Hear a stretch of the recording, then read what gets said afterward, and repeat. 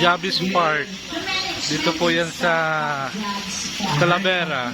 So, ito yung place po nila na napakaganda. Yung ambient sa labas, napakaganda. Yung the food, yan po. Meron po siyang stage. Napakaganda, guys.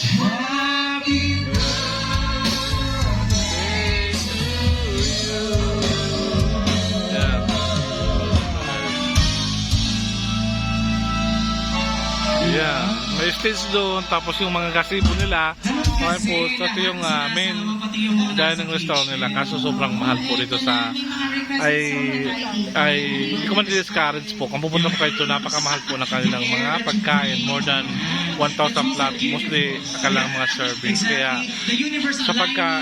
kung kakain kayo dito, medyo may kamahalan talaga, kaya kung kayo, recommend ko lang sa inyo kumain sa ibang place po, kung sa akin na, kasi medyo kamahal po kasi yung pagkain nila, nasa 5-star hotel, mas mahal pa yung pagkain dito sa 5-star hotel, kaya hindi masyadong worth it po. Tara. Turn around, turn around. Bakit? Tagal na nun, ha? Hanggang ngayon, hindi pa rin ka makakausap. Di ba makakapag sa number 2? Sa company nila Roma, baka mayroong request song dyan sa kasibutan. Guys, let us know. Yellow daw. Saan mo na? Ikaw, sa tayo baluan. Ito na ba? Ibibigay na po sa iyo yung yellow. Hoy, grabe ka naman. Shopee ito, Shopee. Shopee pala. Lazada po, ayan na po, kulay pink.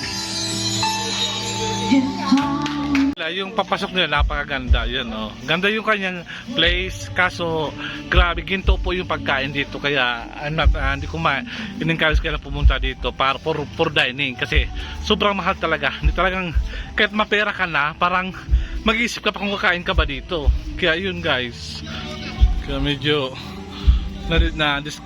na-disappoint kami, guys. Hindi naman siguro sa mga pang-milyonaryo lang po na pagkain nandito. Yun. Ayan.